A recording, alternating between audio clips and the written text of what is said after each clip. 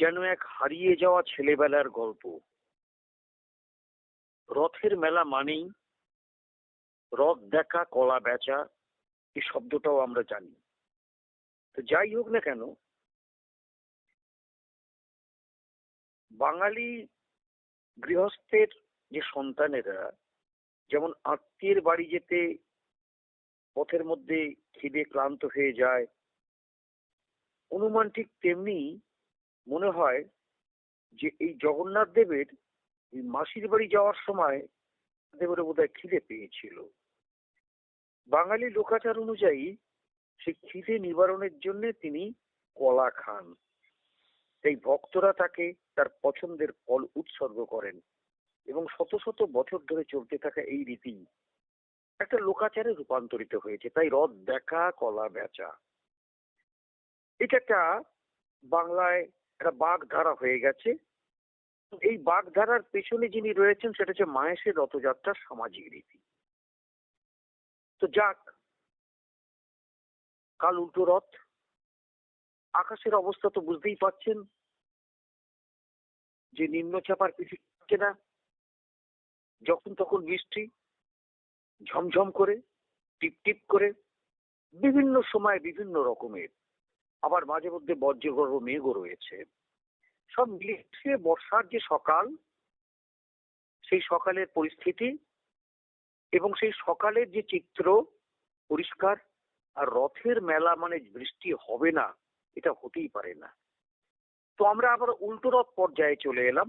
ইতিমধ্যে আমরা বেশ কয়েকটা দিন কাটিয়ে এলাম রথকে নিয়েই, রথের পুজো, রথের মেলা, এইসব নিয়েই। জগন্নাথ, বলরাম, সুভদ্রাকে নিয়ে, তাকে নিয়েই মেতে থাকলাম। কাল আমাদের শেষ পর্ব, উল্টো রথ। তো এর আগে একটু কথা কি, যে ভারতে যে 4টে প্রসিদ্ধ ধামের উল্লেখ আছে তার মধ্যে পুরীর জগন্নাথ ধাম অন্যতম। নীলাচলের লবণ সমুদ্রের তীরে এটি পুরুষোত্তম ক্ষেত্র বলেই পরিচিত। এখানে স্বমহিমায় বিরাজিত দারু ব্রহ্ম ভগবান শ্রী জগন্নাথ দেব। দারু ব্রহ্ম জগন্নাথ ভগবান পুরুষোত্তমে, জগন্নাথকে বলা হয় পুরুষোত্তম।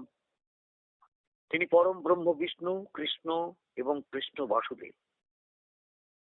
রত্নবেদিতে আসীন সর্বদেবময় রাজ চক্রবর্তী এই প্রাণ পুরুষ, মহাবিভূতি সম্পন্ন, কৃষ্ণবর্ণ শালগ্রাম শিলার মতো তাঁর মুখমণ্ডল, চক্রনয়ন যুক্ত মুখ, যিনি পিতামহ ব্রহ্মার দ্বারা পূজিত, দেবশিল্পী বিশ্বকর্মার দ্বারা নির্মিত ও রাজা ইন্দ্রদ্যুম্নর দ্বারা প্রতিষ্ঠিত। জগন্নাথ দেব ত্রিমূর্তি, বলরাম, সুভদ্রা ও জগন্নাথ। শ্রীক্ষেত্রের অপার মহিমা। জগন্নাথ দেবের এই দারুমূর্তি বিগ্রহ যুগে যুগে মানুষকে আকৃষ্ট করে এবং সর্বোত্তম শ্রদ্ধা ভক্তি অর্জন করেছে। শুধু তাই নয়, 51 পীঠ দেবীর যে অন্যতম এই পুরীধাম, দেবী এখানে বিমলা রূপে আরাধিতা। এই বিমলা রূপে যে আরাধিতা, বিমলা হচ্ছে পুরুষোত্তমে, বিমলা পুরুষোত্তমে, ভৈরব তার জগন্নাথ। তাই দেবীর অধিষ্ঠান মন্দির চত্বরেই। এটা হয়তো অনেকেই জানেন না, কিন্তু এটা মন্ত্রে তো রয়েছে, বিমলা পুরুষোত্তমে।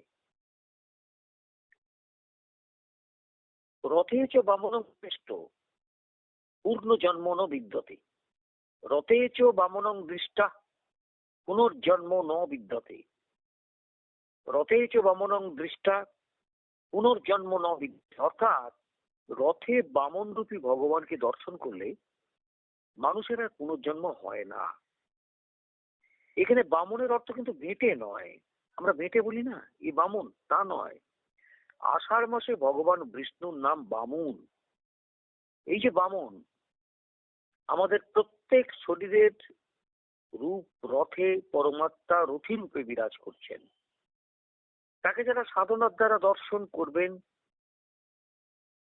তারাই মায়ার বন্ধন থেকে নিষ্কৃতি লাভ করবেন। কণ্ঠশ্রুতিতে পাইয়ে সুন্দর বর্ণনা, আত্মানং রথিনং বিদ্ধি শরীরম রথমেবতু। অর্থাৎ শরীরকে রথ বুদ্ধিকে সারথি আর মনকে রথের লাগাম বলে জানতে হবে। ইন্দ্রিয়গণ শরীর রূপ রথের অশ্ব, আর মন অশ্ব পরিচালক বলগা। এই চিরন্তন সূক্ষ্ম আদর্শকে যাতে সর্বজনের দুয়ারে পৌঁছে দেওয়া যায়, তার জন্যে আচার্যগণ এই বৈদিক তত্ত্বকে জগন্নাথের রথযাত্রায় রূপায়িত করে সকলের বোধগম্য করে দিয়েছেন। তাহলে বোঝা গেল রথের ব্যাপারটা। এবারে আমরা একটু শেষের দিকে আসি। এই বাংলার রথ সংস্কৃতির সূচনা ছিল সম্ভবত চৈতন্যদেবের নীলাচল অর্থাৎ পুরী যাওয়ার পর থেকে। চৈতন্য ভক্ত বৈষ্ণবরা বাংলায় পুরী অনুকরণে রথযাত্রার প্রচলন করেন। যাত্রা, যাত্রা, যাত্রা মানে নাচ গান নয়। যাত্রা শব্দের অর্থ হচ্ছে গমন। আমরা যাত্রা অর্থে জানি যাত্রা শিল্পীরা আছে, যাত্রা গ্রামে গঞ্জে হয়ে থাকে বিভিন্ন সাংস্কৃতিক অনুষ্ঠানেতে, আনন্দে, সেটা নয়। এখানে যাত্রা অর্থে গমন।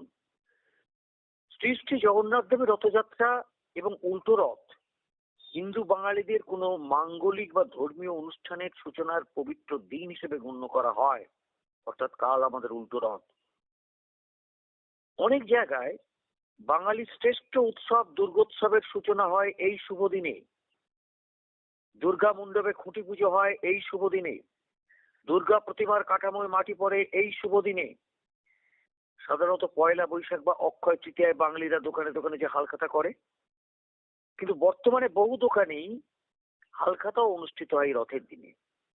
অনেকেই নিজেদের নতুন বাড়ি বা ফ্ল্যাটের গৃহপ্রবেশ করেন এই রথযাত্রার দিনে। গৃহের ভিত পুজোতেও এই দিনটি সকলের পছন্দের। বাংলা ছায়াছবির শুভ মুহূর্তের অনুষ্ঠান বা যাত্রাপালার অনুষ্ঠানও হয়। সবকিছু শুরু হয় এই রথযাত্রার আদর্শক্ষণে।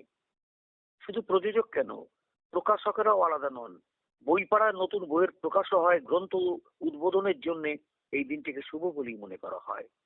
চিতপুরের যাত্রা কোম্পানি, যেটা বললাম, আবার রথযাত্রা মানেই উৎসবের মেজাজ, কাগজে কাগজে বিজ্ঞাপন সেই যাত্রা কোম্পানি।